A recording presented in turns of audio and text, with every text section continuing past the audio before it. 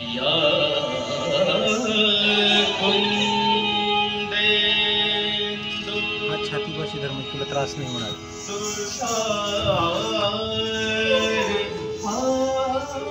तो हालत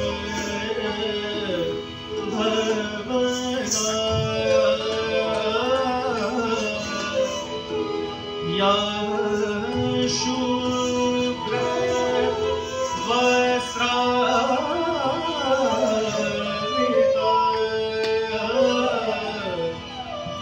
या वीणा वरदंड मंडित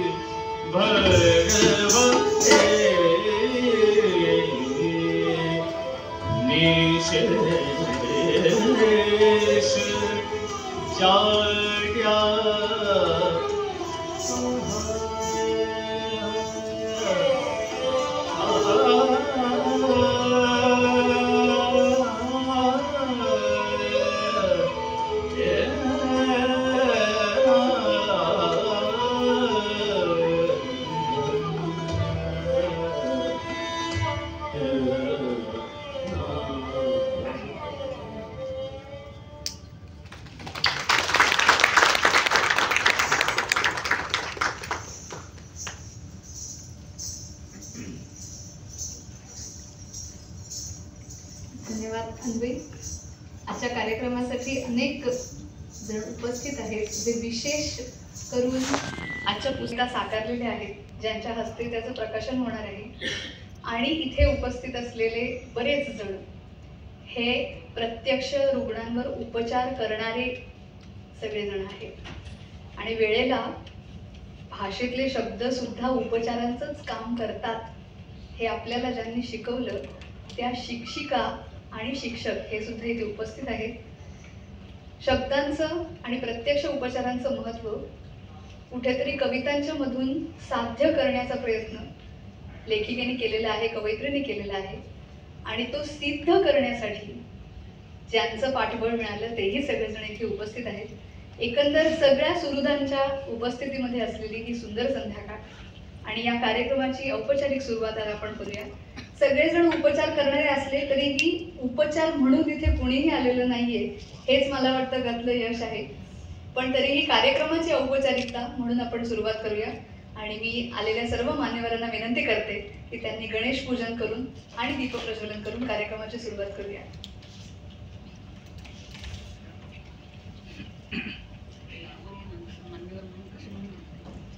आजच्या आपल्या कार्यक्रमाचे अध्यक्ष ज्येष्ठ संपादक, पत्रकार आणि लेखक माननीय दिनकर गांगल सर आणि त्याचबरोबर ज्यांच्या हस्ते गुंजनचं प्रकाशन होणार आहे ते ज्येष्ठ बालशल्य चिकित्सक, ज्येष्ठ लेखक आणि ज्यांना खरं म्हणजे लहान मुलांच्या साठीचा एक देवदूत मानलं जातं असे बालशल्य चिकित्सक डॉक्टर संजय ओक सर. आजच्या कार्यक्रमाचे प्रमुख अतिथी म्हणून उपस्थित प्राध्यापक सुजाता राऊत मॅडम, तसंच सृजन संवाद प्रकाशनचे संस्थापक संपादक गीतेश शिंदे आणि स्वतः कवयित्री डॉक्टर सुजाता हाडे.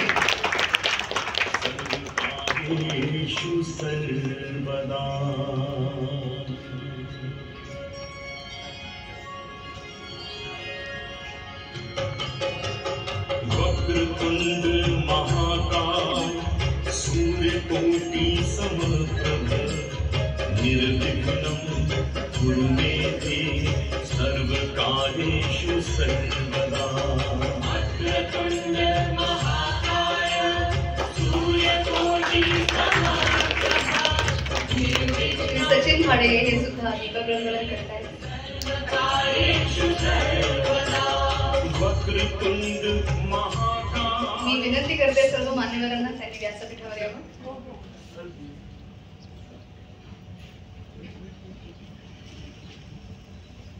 आजच्या आपल्या कार्यक्रमामध्ये उपस्थित अनेक ज्येष्ठ तज्ज्ञ मंडळी आहेत आणि केवळ वयानेच नाही किंवा अनुभवानेच नाही तर ज्याला आपण इन्साईट म्हणतो त्या इन्साईटनेही हे सगळे ज्येष्ठ श्रेष्ठ असेच आहेत. कविता ही मात्र अशी एक गोष्ट आहे की जी अगदी भाषा शिकणाऱ्या माणसा किंवा बाळापासून ते जे अगदी मोठ्या वयाचे आहेत किंवा अनेक वर्ष ती भाषा बोलत आहेत त्यांच्यापर्यंतचा सेतू सहज साधू शकते. हा सेतू सांधलेला आहे या कवितेने आणि त्या कवितेला डॉक्टर रुजुता हाडे यांनी जवळ केलेलं आहे. अनेक वर्षांपासून केलेलं काव्यलेखन गुंजन या पुस्तकाच्या माध्यमातून आता आपल्या समोर येणार आहे आणि त्यासाठी आजच्या आपल्या कार्यक्रमाचे अध्यक्ष म्हणून लाभलेले आहेत ज्येष्ठ संपादक दिनकर गांगल सर. thinkmaharashtra.com या वेब पोर्टलचे मुख्य संपादक आणि मूळ प्रकृतीने पत्रकार अशी त्यांची ओळख करून देता येईल. पुण्यातल्या सकाळ, केसरी आणि मुंबईतल्या महाराष्ट्र टाइम्स या वर्तमानपत्रांमध्ये साधारण 30 वर्षांपेक्षा जास्त काळ त्यांनी पत्रकारिता केलेली आहे. त्याचबरोबर मठाची त्यांनी आकारलेली रविवारची पुरवणी ही आपल्यापैकी बरेच जण वाचत असतील, ती विशेष गाजलेली सुद्धा आहे. राष्ट्रीय आणि आंतरराष्ट्रीय पाठ्यवृत्ती त्यांना फीचर रायटिंग यासाठी मिळालेली आहे. त्या आधारे देश विदेशामध्ये त्यांनी प्रवास केलेला आहे. कुमार केतकर, अशोक जैन, अरुण साधू यांच्यासारख्या अनेक दिग्गजांच्या साथीने त्यांनी ग्रंथालयाची स्थापना केलेली आणि पुढे महाराष्ट्रातली एक वाचक चळवळ म्हणून ती किती यशस्वी झालेली आहे ते आपण सगळेजण जाणता. ग्रंथालीप्रमाणे प्रभात चित्र मंडळाचेही ते संस्थापक सदस्य आहेत. साहित्य, संस्कृती, समाज माध्यम हे त्यांच्या आवडीचे विषय आहेत आणि त्या संबंधामध्ये त्यांनी लेखनही केलेलं आहे. माया माध्यमांची, कॅन्सर डायरी, शोध मराठीपणाचा ही त्यांची पुस्तकं आहेत आणि त्याचबरोबर स्क्रीन इज द वर्ल्ड अशी पुस्तकं त्यांची प्रसिद्ध झालेली आहेत. महाराष्ट्र सरकारचा सर्वोत्कृष्ट वाङ्मय निर्मितीचा पुरस्कार, त्याचबरोबर मुंबई मराठी साहित्य संघ आणि मराठा साहित्य परिषद यांचे संपादनाचे पुरस्कार आणि वाङ्मय क्षेत्रातल्या त्यांच्या एकूण कामगिरीबद्दल यशवंतराव चव्हाण पुरस्कार अशा सर्व पुरस्कारांनी त्यांना सन्मानित केलेलं आहे. ते आजच्या आपल्या कार्यक्रमाचे अध्यक्ष म्हणून लाभलेले आहेत.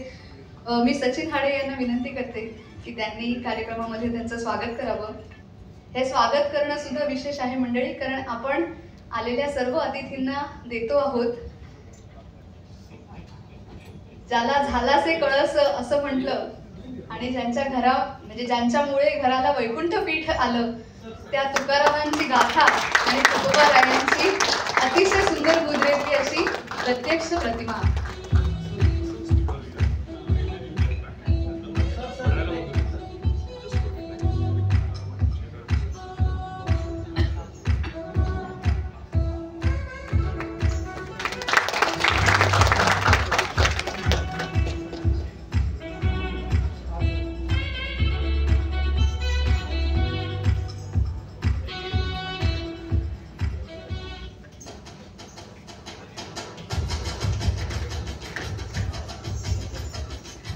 त्याचबरोबर ज्यांच्या शुभ हस्ते गुंजनचं प्रकाशन होणार आहे ते आजच्या आपल्या कार्यक्रमात आलेले काय म्हणूया आपण त्यांना मनुष्यरूपी देवदूत असं म्हणूया, अनेक मुलांच्यासाठीचे KEMचे अधिष्ठाता आणि पालिकेच्या म्हणजे मुंबई महापालिकेच्या सर्व रुग्णालयांचे संचालक म्हणून 13 वर्षांपूर्वी निवृत्त होऊन सुद्धा अजूनही ज्यांच्यासाठी अनेक रुग्ण वाट पाहत असतात असे डॉक्टर संजय ओक.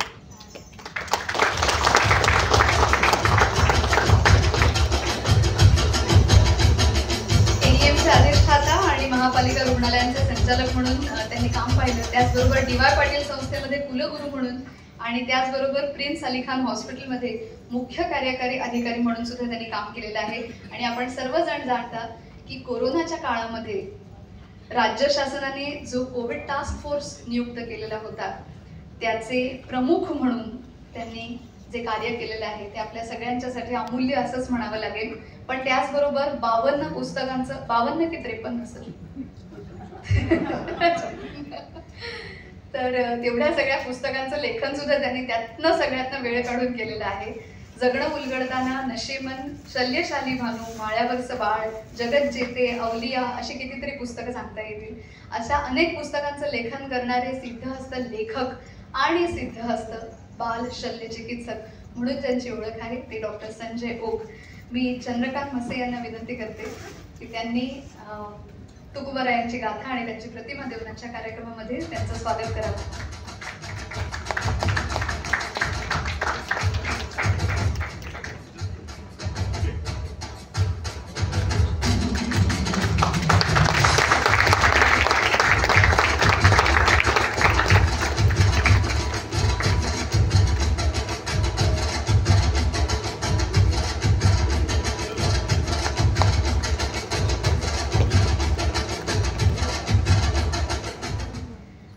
कार्यक्रमामध्ये लाभलेले दोन्ही प्रमुख अतिथी हे दोन्हीही प्राध्यापक आहेत आणि तरीही कवी आहेत. पण अजूनही मला सांगायला खूप अभिमान वाटतो की हे दोघेही जण म्हणजे त्यांच्याबरोबर माझा सुद्धा बऱ्याच 4-5वा कार्यक्रम असेल साधारण. पण सुजाता राऊत मॅडमची ओळख करून देताना कायम मला हे अभिमानाने सांगावं असं वाटतं की त्या माझ्या शाळेतल्या आहेत. आजच्या आपल्या प्रमुख अतिथी प्राध्यापक Sujata Raut M.Com, MA, B.Ed एवढ्या भरपूर पदव्या त्यांनी घेतलेल्याच आहेत आणि त्याचबरोबर बांद्र्या इथल्या RD नॅशनल महाविद्यालयामध्ये अकाउंटन्सी विषयाचं अध्यापन त्या करत असतात. उगमाकडे जाताना हा त्यांचा कविता संग्रह खूप गाजलेला आहे आणि त्याचबरोबर जो तुम्हाला इथेही पाहायला मिळू शकतो तो म्हणजे मातीत मिसळण्याची गोष्ट हा त्यांचा ललित लेखसंग्रह. त्याचबरोबर अनेक पुस्तकांची नावं सांगता येतील कारण रॉब युंग यांच्या एक्स्ट्रा 1% या पुस्तकाचा मराठी अनुवाद त्यांनी केलेला आहे आणि त्याचबरोबर हिंदी कवयित्री संध्या यादव यांच्या कवितांचा मराठी अनुवाद हा स्वतःपासूनच दुरावताना या शीर्षकाच्या नावाने प्रसिद्ध झालेला आहे. वसंत सावंत स्मृती काव्य पुरस्कार हा कोकण मराठी साहित्य परिषदेने त्यांना बहाल केलेला आहे आणि त्याचबरोबर इचलकरंजीच्या आपटे वाचन मंदिराचा उत्कृष्ट ललित लेखसंग्रह पुरस्कार, त्याचबरोबर सर्वोत्तम ललित लेखसंग्रहाचा तिळगंगा पुरस्कार आणि त्यांच्या कविता संग्रहाला मास्तरांची सावली अर्थात नारायण सुर्वे पुरस्कार सुद्धा प्राप्त झालेला आहे. समीक्षा, ललित लेखन, कविता, कथा अशा अनेक गोष्टी त्यांनी आतापर्यंत लिहिलेल्या आहेत. त्याचबरोबर दिवाळी अंकांमध्ये, वर्तमानपत्रांमध्ये आणि माझ्या जास्त जवळच्या असलेल्या आकाशवाणीवर सुद्धा त्यांचं लेखन आपण ऐकू शकता. त्याच्यामध्ये त्यांचं काव्य वाचन सुद्धा आपण ऐकू शकता. सर्वभाषिक कवी संमेलनामध्ये सलग 3 वर्ष आणि साहित्य सौरभ कार्यक्रमामध्ये सुद्धा त्यांनी सादरीकरण केलेलं आहे. प्रजासत्ताक दिनाच्या पूर्वसंध्येला आकाशवाणीच्या सगळ्या प्रादेशिक वाहिन्यांवरून जे राष्ट्रीय सार्वभाषिक कवी संमेलन होतं त्याच्यामध्ये त्यांचं सादरीकरण 2025 मधलंच म्हणजे याच वर्षीचं बाईला आवडतं या कवितेची मराठीत निवड होऊन 22 भाषांमध्ये अनुवादित होऊन सादरीकरण झालेलं आहे. त्याचबरोबर अखिल भारतीय मराठी साहित्य संमेलन 97 जे अमळनेरला झालं होतं तिथे निमंत्रितांच्या कवी संमेलनामध्ये त्यांचा सहभाग होता. अनेक काव्य संमेलनामधून निमंत्रित कवी म्हणून त्या सादरीकरण करतातच, पण आज गुंजन मधल्या कवितांचं खास विवेचन ते आपल्यासाठी करणार आहेत. मी विनंती करते रुजुताताईंनाच की त्यांनी सुजाताताईंना या कार्यक्रमामध्ये तुकोबारायांची गाथा आणि त्यांची प्रतिमा देऊन सादर आमंत्रित करावं.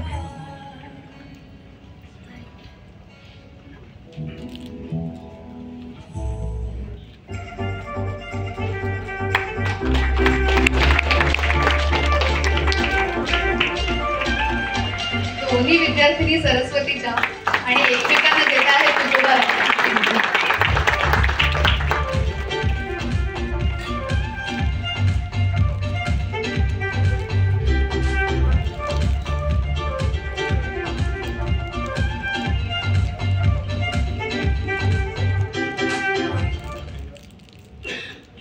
त्याचबरोबर दुसरे प्रमुख अतिथी म्हणून आपल्यासोबत आहेत सृजन संवाद प्रकाशन या एका धाडसी पाऊल उचलणारे सृजन संवाद चे संस्थापक आणि संपादक गीतेश शिंदे, MSc भौतिकशास्त्र हा विषय घेऊन ते झालेले आहेत आणि त्याचबरोबर आतापर्यंत 100 पेक्षा अधिक पुस्तकं नव्या दमाने त्यांनी प्रसिद्ध केलेली आहेत.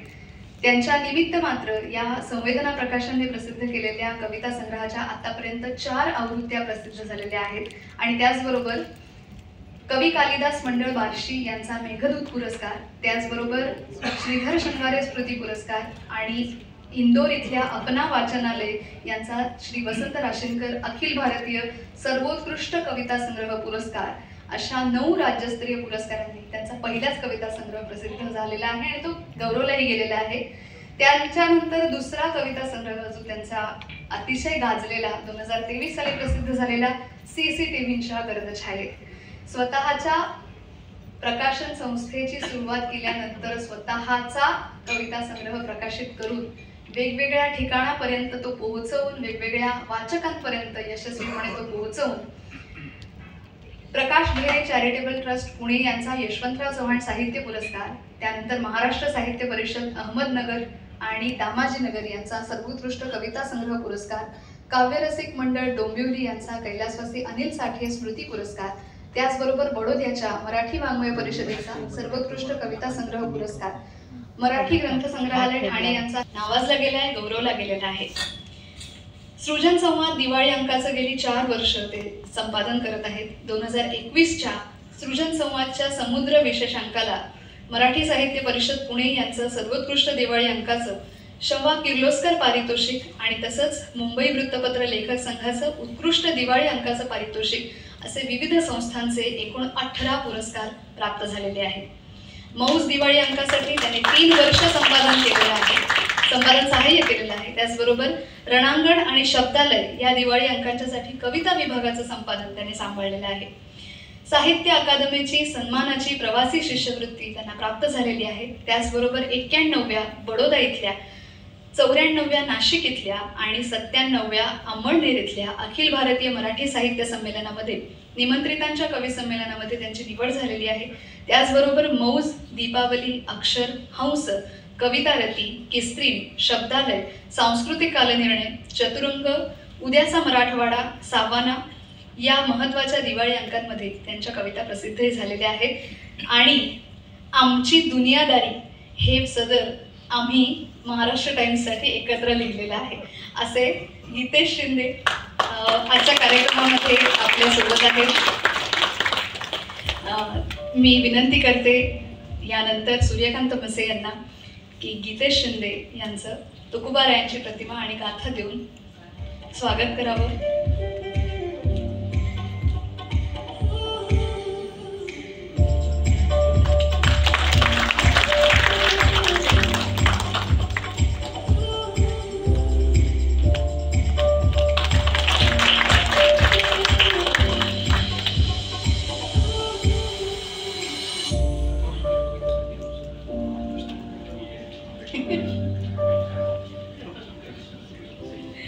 आणि आता आजच्या कार्यक्रमामध्ये ज्यांना बरेच जण विजू विजू म्हणून हाक मारत आहे त्यांचं नाव रुजुता हाडे असंच मी घेणार आहे.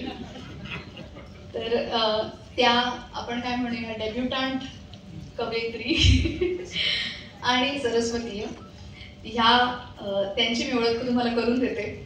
जन औषध वैद्यकशास्त्र विभाग, टोपीवाला राष्ट्रीय वैद्यकीय महाविद्यालय आणि बायल नायर रुग्णालय मुंबई इथं प्राध्यापक आणि विभाग प्रमुख ते राहिलेले आहेत. त्यांच्या नावापुढे वेगवेगळ्या पदव्यांची अशी एक झुकझुकगडी आहे. MBBS, MD, DNB, DPH, DHA, TRSS आणि याशिवाय MA Marathi, fellowship in community ophthalmology, ICDS त्यांनी केलेलं आहे. गेली 33 वर्ष लोकमान्य टिळक वैद्यकीय महाविद्यालय सायन इथं 17 वर्ष आणि सेठ GS म्हणजे गोवर्धनदास महाविद्यालय आणि KEM रुग्णालय इथे 12 वर्ष. त्याचबरोबर नायर रुग्णालयामध्ये 3.5 वर्ष आणि मुंबई महापालिकेच्या वैद्यकीय महाविद्यालयांमध्ये त्यांनी अध्यापन केलेलं आहे. रुग्णसेवा आणि संशोधन करत असतानाच मराठीच्या प्रती असलेलं त्यांचं प्रेम हे त्याच्यामध्ये पदव्युत्तर पदवी घेण्यापर्यंत त्यांनी टिकवून ठेवलेलं आहे. आणि त्याचबरोबर कोविड-19च्या म्हणजे कोरोनाच्या काळामध्ये अतिशय उल्लेखनीय अशी कामगिरी त्यांनी केलेली आहे. आरोग्य शिक्षणासाठी सातत्याने व्याख्यानं देणं आणि वस्तीवर जाऊन कार्यक्रम करणं, त्याचबरोबर आकाशवाणी आणि दूरचित्रवाणीवर कार्यक्रमांचं लेखन करणं, राष्ट्रीय आणि आंतरराष्ट्रीय पातळीवर शोध निबंध प्रसिद्ध करणं. त्यांच्या नावावर आतापर्यंत या सर्व पातळ्यांवर प्रसिद्ध झालेले 47 शोध निबंध आहेत. हे सगळं काम त्या करत असतात. Doctor D.N. पै अभिभाषणाने त्यांचा गौरव झालेला आहे. आधुनिक महाराष्ट्राची जडणघडण, त्यानंतर शिल्पकार चरित्रकोश खंड 9 भाग 2 त्याची प्रथम आवृत्ती 2021 मध्ये प्रसिद्ध झाली. त्याचं संपादन त्यांनी केलेलं आहे. त्याचबरोबर महाराष्ट्र राज्य मराठी विश्वकोश निर्मिती मंडळाच्या आधुनिक वैद्यकशास्त्र विभागाच्या 2019 ते 2022 या काळामध्ये त्या सदस्य होत्या. जनमान्य लोकमान्य या 2007 साली प्रसिद्ध झालेल्या पुस्तकाचं संपादन त्यांनी केलेलं आहे. त्याचबरोबर आर्द्र a portrait of life at LTMG hospital 1997 या लोकमान्य टिळक रुग्णालयाने वितरित केलेल्या आणि ग्रंथालयाने प्रसिद्ध केलेल्या पुस्तकाच्या सहसंपादक म्हणूनही त्यांनी काम केलेलं आहे. कालनिर्णय आरोग्य जे सदर आहे त्याच्यामध्येही आपण त्यांचं लेखन वाचू शकत होतो. डोंबिवलीमधल्या IMA बुलेटिन, त्याचबरोबर आरोग्य ज्ञानेश्वरी आणि शिक्षण विवेक अशा वेगवेगळ्या नियतकालिकांमधून त्या लेखन करत असतात. आणि आता गुंजनच्या निमित्ताने कवयित्री म्हणूनही आपण त्यांची ओळख करू शकणार आहोत अशा डॉक्टर ऋतुजा हडगे. सुंदर समाज प्रकाशनाच्या सौ सोनाली शिंदे यांना विनंती करते की त्यांनी ऋतुजा हडगे यांचा सन्मान करावा. ऋतुजा हडगे.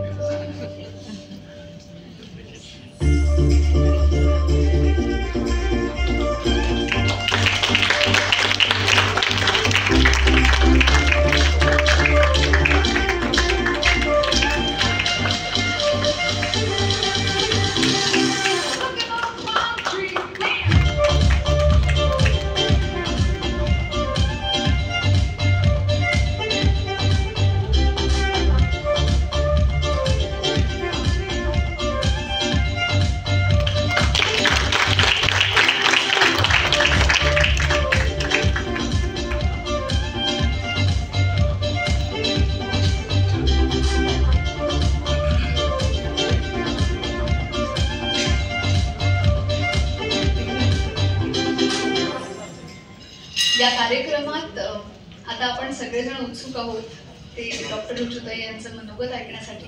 कारण हे पुस्तक घडणं, त्याच्या पाठीमागची प्रक्रिया आणि या संपूर्ण कवितांच्या लेखना पाठीमागचा मानसिक प्रवास हा कसा होता याच्याबद्दल आपल्याला सगळ्यांना उत्सुकता आहे. मी डॉक्टर ऋतुजा यांनाच विनंती करते की त्यांनी त्यांचं मनोगत व्यक्त करावं.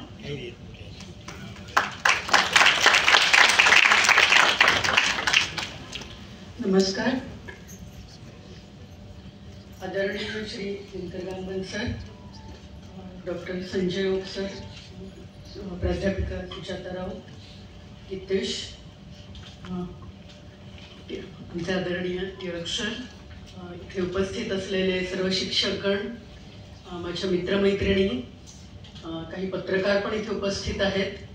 तर सर्वांना मी आधी अभिवादन करते आणि थोडंसं माझ्या प्रवासाबद्दल बोलते. आजच्या हा कार्यक्रम आमच्यासाठी खूप विशेष आहे. हा एक तुम्ही म्हणाल तर घरचा कार्यक्रम आहे आणि इथे माझे सगळे कुटुंबीय उपस्थित आहेत, माहेरचे पण आणि सासरचे पण. सर्वप्रथम माझी आई,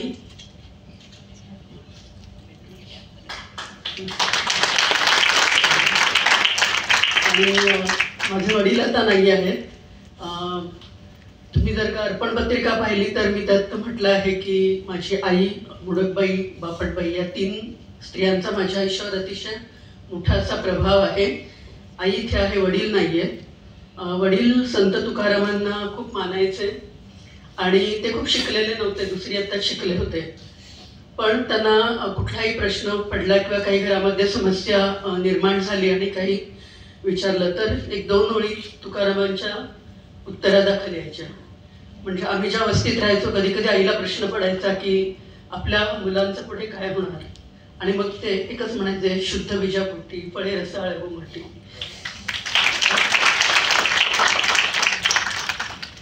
आई सुद्धा खूप शिकली नसली तरी तिची भाषा अतिशय सुंदर आहे, तिच्याकडे म्हणींचं भांडार आहे. माझे सासरे पण आता नाही आहेत. ते शिरोड्याला ज्या शाळेत शिकले तिथे वि. स. खांडेकर त्यांना मराठी शिकवायला होते. त्यांनी इंग्रजी घेऊन गेलं होतं. माझ्या सासूबाई आलेल्या आहेत. माझे पती श्री सचिन हडे ते तर आहेत. त्यांच्यामुळे आणि त्यांच्या प्रोत्साहनामुळेच आज कार्यक्रम मी करू शकते आहे. ते एअर इंडिया इंजिनिअरिंग सर्व्हिसेसमधून एक्झिक्युटिव्ह डायरेक्टर म्हणून अलीकडेच निवृत्त झाले. परंतु माझ्या प्रत्येक काहीही मी जे काही म्हणते त्यासाठी ते माझ्या बरोबरीने असतात आणि म्हणूनच मी जे काय करायचं ते करू शकते. माझा मुलगा आहे अंशुल हाडगे. अंशुल बऱ्याच जण खूप जण मला विचारतात तुझा मुलगा काय करतो. माझे दोन्ही भाऊ आहेत, सूर्यकांत आणि चंद्रकांत भोसे. त्यांना तुम्ही पाहिलं. वहिन्या आहेत अर्चना आणि संजय. या दोघींमुळे रत्नागिरी जिल्हा आणि खानदेश यांच्याशी पण आमचं नातं जोडलं गेलं. सृजन माझ्या धाकट्या भावाचा मुलगा आणि अन्वयी ती कथ्थक विशारद झाली आहे. ती BCom तर आहेच, पण तिने आत्ताच विशारदची परीक्षा पास केली म्हणून मी तिला विनंती केली की नृत्य करून सादर कर म्हणून. तर हे माझं कुटुंब. आता हा कार्यक्रम मी खरं राहते परळमध्ये, परंतु हा कार्यक्रम मी ठाण्यात ठेवला कारण ठाणे शहराचं मी खूप काही देणं लागते. ठाणे शहरानं मला अतिशय समृद्ध, सांस्कृतिकदृष्ट्या अतिशय समृद्ध असं बालपण दिलं. आणि आम्ही जे काय आहोत त्याच्यामध्ये ठाणे शहर आणि आमची शाळा याचा खूपच मोठा वाटा आहे. टिळक सरांशिवाय काही माझं काम पूर्ण होणारच नाही, कारण आमचे तर तुम्ही मानसीकडनं पण ऐकलं, आम्ही सगळे सरस्वती आहोत. ते आमच्या मागेसाठी टिळक सरांचा हात आहे. कर्वेबाई नाही आहेत आता, पण त्यांचाही आहे आशीर्वादाचा हात. आमचे काही शिक्षक पण आले आहेत. आमच्या शाळेमध्ये खूप चांगलं मराठी म्हणजे भाषा, सगळेच विषय चांगले शिकवले जायचे, पण भाषा जी कानाला अतिशय उत्तम दर्जाची ऐकायला मिळायची ती अगदी नकळत सहज रोजच्या संवादातून पण ऐकायला मिळायची. आमच्या शाळेत आम्ही कधी फी भरली नाही, आम्ही शुल्क भरायचो. भाषेचे संस्कार हे आम्हाला आमच्या शाळेने दिले आहेत. आज इथे नाही आहेत, पण ज्यांची मला आठवण येते असे अजून एक साहित्यिक म्हणा, प्राध्यापक म्हणा ते श्याम फडके. श्यामकाका फडके यांनी माझी पहिली कविता छापली होती जेव्हा मी 8व्या इयत्तेत होते. त्या काळी आमच्या ठाण्यामध्ये एक व्यक्तिमत्व विकास म्हणून उपक्रम चालवला जायचा आणि श्यामकाका हे त्याचं प्रेरणास्थान म्हणा किंवा त्यांनी आमचं मेंटॉरिंग आजच्या भाषेत ज्याला म्हणतात तसं आमचं व्यक्तिमत्व विकसित व्हावं म्हणून प्रयत्न केले होते आणि आम्हाला प्रत्येकाला प्रोत्साहन दिलं होतं. आणि तेव्हा एक भित्तीपत्र हा प्रकार मी पाहिला की ज्याच्यावर कविता लिहिल्या जायच्या आणि ते मी लक्षात ठेवलं. आणि मी जेव्हा सायन हॉस्पिटलमध्ये पुढे गेले तेव्हा मी 5 वर्ष सायन हॉस्पिटलचं भित्तीपत्र अतिशय चांगल्या रीतीनं चालवलं. तर श्यामकाकांची आठवण. नंतर मी MS मध्ये 2 वर्ष होते आणि वैद्यकीय शिक्षणासाठी मी लोकमान्य टिळक महापालिका महाविद्यालयामध्ये गेले. आमच्या लोकमान्य टिळक म्हणजे LTMMC म्हणा किंवा सायन हॉस्पिटल म्हणा, आमच्या कॉलेजचं वातावरण हे अतिशय चांगलं होतं आणि तिथे मराठी बोलणारे, मराठी समजणारे असे अनेक दर्दी शिक्षक आणि विद्यार्थी सुद्धा होते. तर तिथे मला खरोखर एक इतकं चांगलं व्यासपीठ मिळालं. तिथे झपूर्झा म्हणून हे जे भित्तीपत्र होतं त्याचं मी 5 वर्ष संपादन केलं आणि त्यामुळे ती एक शिस्त राहिली की दर शनिवारी तिथे काहीतरी नवीन लेख, कविता, कधी माझी तर कधी माझ्या सहकार्यांची, ती लावून मगच मी हॉस्टेलवरून घरी जायचे. तर त्यामुळे तिथे एक नियमित लेखन होत राहिलं. आणि विशेष म्हणजे निनाद आलाय का? हां, निनाद आणि निलेश दोघे आलेत. निनाद आणि निलेश जरा पुढे आलेच. हे माझ्या LTMMCच्या विद्यार्थी काळातले प्रतिनिधी म्हणून हे दोघं रत्नागिरीवरून आलेले आहेत. निनाद हा रेडिओलॉजिस्ट आहे. 30 वर्षापूर्वी जेव्हा बाकी सगळी मंडळी अमेरिका आणि इंग्लंडला पळत होती तेव्हा हे दोघे जण आपलं वैद्यकीय शिक्षण संपून, अरे बस ना प्लीज, ते रत्नागिरीमध्ये गेले आणि त्यांनी तिथे आपलं प्रोफेशनल व्यावसायिक आणि वैयक्तिक दोन्ही आयुष्य अतिशय इतक्या छान रीतीनं त्यांचं चालू आहे. आणि विशेष म्हणजे दर वर्ष सुरू होताना मला निनादचं स्वतःच्या अक्षरातलं शुद्ध मराठीतलं लिखित पत्र येतं आणि हा उपक्रम सातत्याने चालू आहे आणि त्या दर पत्रामध्ये तो माझ्या कवितांची आठवण काढतो. आणि जेव्हा मी कविता छापायच्या की नाही अशा द्विधा मनस्थितीत होते तेव्हा मी विचार केला की हा निनाद माझ्याशी कशाने जोडला गेला आहे, कुठलाही मैत्र आहे आमचं. तर त्या मैत्र असण्याला ह्या कवितेची पण एक पार्श्वभूमी आहे आणि म्हणून मी त्याला आग्रह केला. आणि रत्नागिरीवरून ऑल दी वे हे दोघंही आलेत. मला खूप खूप छान वाटतंय निनाद. या सायन हॉस्पिटलमध्ये होत्या डॉक्टर नीला पाटील, त्या येणार म्हणाल्या होत्या पण मला दिसत नाही येतं आलेल्या. तर एक वर्षी त्याने मला विचारलं की तू आरोग्य कालनिर्णयासाठी लिहिशील का, कारण त्या संपादिका होत्या आणि त्यांना दिवाळीच्या सुमारास नवीन वर्षाचं ते पूर्ण करावं लागतं. तर म्हटलं लिहीन ना म्हणून मॅडम. आणि त्या वर्षीपासून मी तेव्हा ॲक्च्युली काय झालं होतं की काही लेखकांचे वेळेवर लेख आले नव्हते आणि बऱ्याचशा गॅप्स होत्या. म्हटलं काय लिहू मॅडम. त्या म्हणाल्या की बघ एवढ्या जागा आहेत तेवढं लिहायचं आहे, तू वेगवेगळ्या आरोग्य दिवसांबद्दल का लिहित नाही, वेगवेगळे आरोग्य दिन असतात. म्हटलं ठीक आहे. त्या वर्षी मी आरोग्य दिनांबद्दल लिहिलं. पुढल्या वर्षी मी प्रिव्हेंटिव्ह मेडिसिन, खूप जण विचारतात ते तुमचं प्रिव्हेंटिव्ह आणि सोशल मेडिसिन काय आहे, कारण लोकांना कळत नाही. गायनेक पिडियाट्रिक्स कळतं म्हणून मी इडापिडा टळू अशा नावाचा एक प्रिव्हेंटिव्ह मेडिसिनचा कन्सेप्ट, संकल्पना स्पष्ट करणारा एक लेख आरोग्य कालनिर्णयमध्ये लिहिला. कालांतरानं मी कालनिर्णय साठी पण लिहिलं, यावर्षीच्या आरोग्य कालनिर्णयासाठी पण लिहिलंय, परंतु मला त्यांची आता आठवण येत आहे. मधल्या काळामध्ये मी लेखन केलं नाही असं नाही, पण ते मुख्यतः आरोग्यासाठी केलं. म्हणजे आरोग्यविषयक लेख लिहिले विविध नियतकालिकांसाठी, किंवा कोणी मागितले म्हणून लिहिले, किंवा कॉलेजचे काही कार्यक्रम आहेत, कुठल्या संस्थांनी बोलवलंय, काही भाषणं केली, दूरदर्शनसाठी आरोग्य संपदा किंवा अशा कार्यक्रमांमध्ये मुलाखती दिल्या, रेडिओसाठी पूर्वी मुलाखती व्हायच्या, नंतर बाईट्स देण्याची पद्धत आली. तर ते सगळे, त्यामुळे जास्ती करून मलेरिया, डेंग्यू हे असंच सगळं मी बोलत राहिलो. पण सायन हॉस्पिटलच्या काळामध्ये 2 पुस्तकं आमच्या हातून झाली. आमच्या इथे एक धर्माधिकारी, उषा धर्माधिकारी म्हणून सोशल वर्कर होत्या आणि त्यांना खूप हौस होती लिहिण्याची. आणि आमच्या सायन हॉस्पिटलचा तेव्हा सुवर्ण महोत्सव होता. त्या म्हणाले आपण एक पुस्तक करू. पुस्तक करायचं म्हणजे आता कोणीतरी तुम्हाला सांगायला पाहिजे ना कसं पुस्तक करायचं, म्हणून आम्ही दिनकर गांगर सरांकडे गेलो आणि पहिलं पुस्तक आम्ही केलं Ardra, a portrayal of life at NTMMC. हे 2 भाषांमध्ये होतं, म्हणजे समोरून ते मराठीत होतं आणि पाठवून ते इंग्रजीमधून होतं.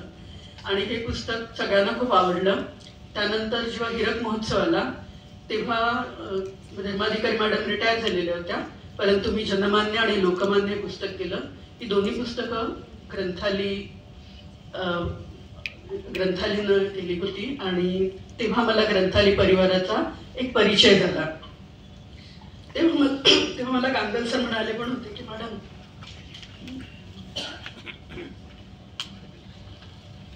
तुम्ही जरा आता सायन हॉस्पिटलमधून बाहेर पडा आणि लिहा, तुम्ही लिहू शकता. मी ते ऐकलं आणि ते मनात ठेवून दिलं. त्यानंतर मी KM ला गेले आणि KM ला होते डॉक्टर संजय ओक. ते तेव्हा अधिष्ठाता आणि संचालक होते. आता तिथे आम्ही आरोग्यविषयक तर भरपूरच काम केलं, स्वाईन फ्लू मध्ये वगैरे ते सगळं वेगळं. पण त्याच काळामध्ये अशी घटना घडली की साप्ताहिक विवेक, महाराष्ट्र आरोग्य विद्यापीठ आणि महाराष्ट्र शासनाचा मराठी भाषा विभाग यांनी एक महत्वाकांक्षी उपक्रम हाती घेतला होता, शिल्पकार चरित्रकोश. आणि त्याच्या आधी वेगवेगळ्या प्रकारचे चरित्रकोश झाले होते, पण ते प्रामुख्याने साहित्यिकांचे असतील, सिने क्षेत्रातले असतील, संगीतातले असतील, विज्ञान क्षेत्रातले असतील, परंतु वैद्यक क्षेत्रातला काही शिल्पकार चरित्रकोश कधी झाला नव्हता. आणि ओक सर तिथे आहेत म्हणून हा उपक्रम KM ला आला की तिथे तो पूर्ण होईल ह्याचं शासनालाही माहिती होती.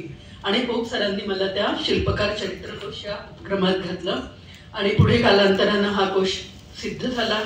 त्या कोशाचं जे काही उद्घाटन म्हणा, अनावरण म्हणा, विमोचन म्हणा, ते तेव्हा जे राज्यपाल होते आपले माननीय राज्यपाल भगतसिंग कोश्यारी यांच्या हस्ते आणि lieutenant general doctor Madhuri Kanetkar ज्या आमच्या व्हाईस चान्सलर आहेत त्यांच्या उपस्थितीत त्याचा सोहळा सह्याद्रीवर पार पडला होता. कोशातून ॲक्च्युली करंबेळकर सर येतील म्हणाले होते, परंतु त्यांना अचानक व्हायरल फीवर आला त्यामुळे ते येऊ शकले नाही.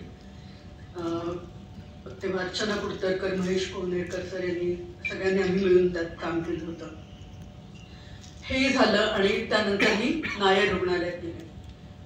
नायर रुग्णालयात गेले त्यानंतर थोडी शांतता होती, पण अजूनही काही संग्रह करता येईल असं काही नव्हतं तेव्हा.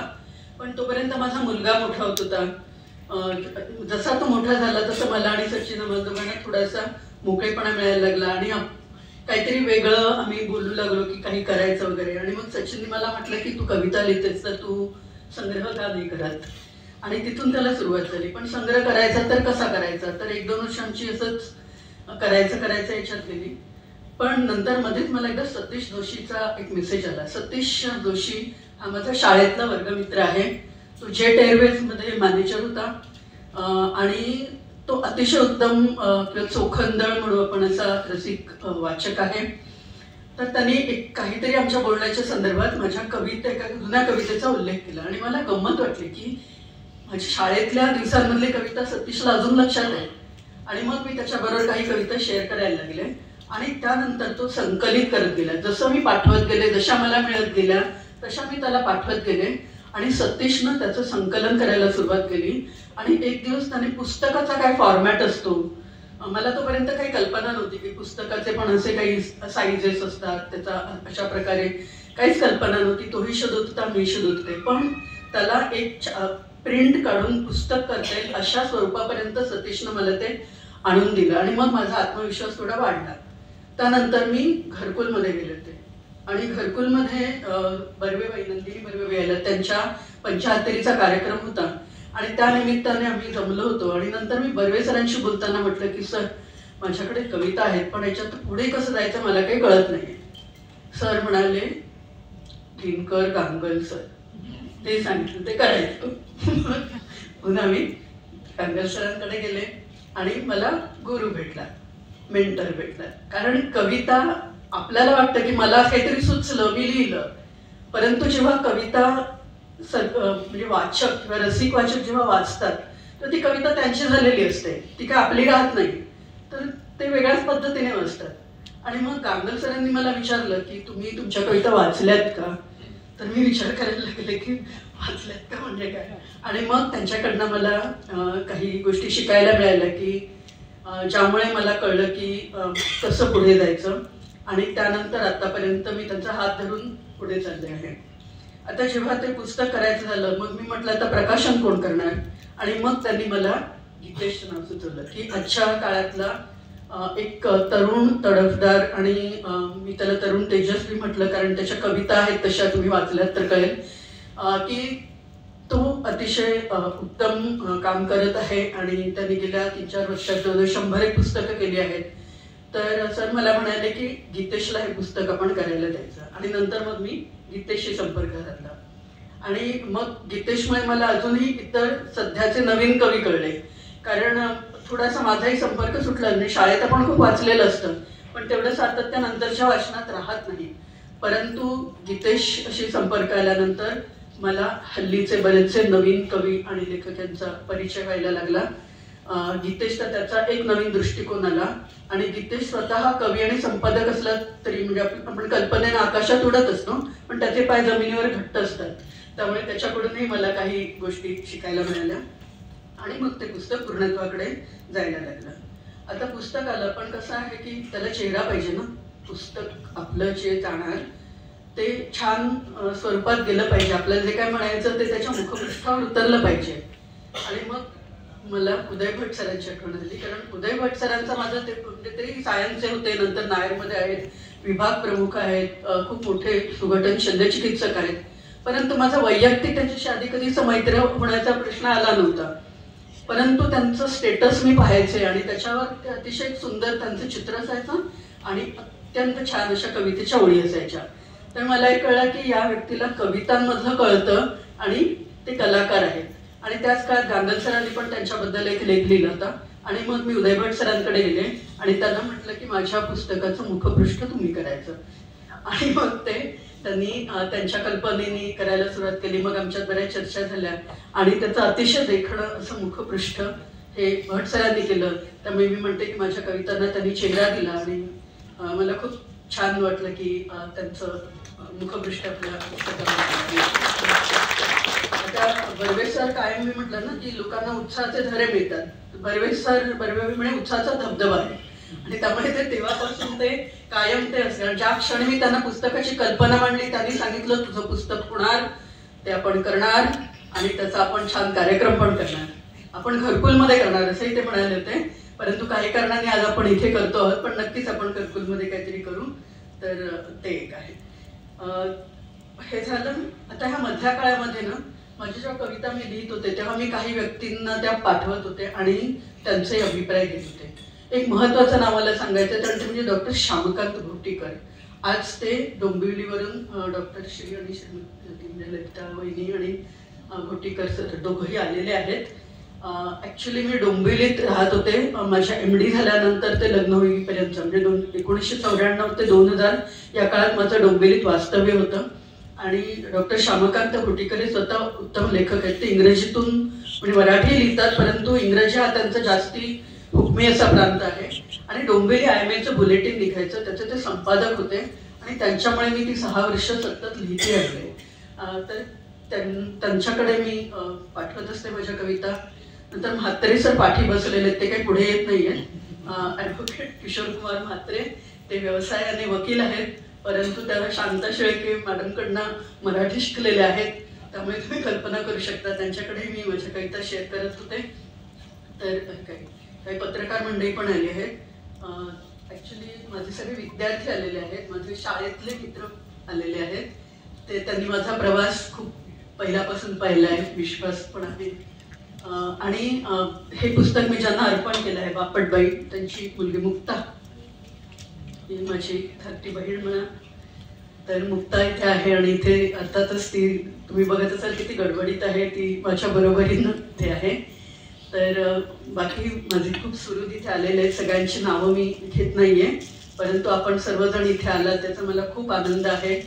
आणि माझं खूप ऑलरेडी लांबलं आहे आणि आपण मुख्य भाषण ऐकायला खूप आतुर आहात.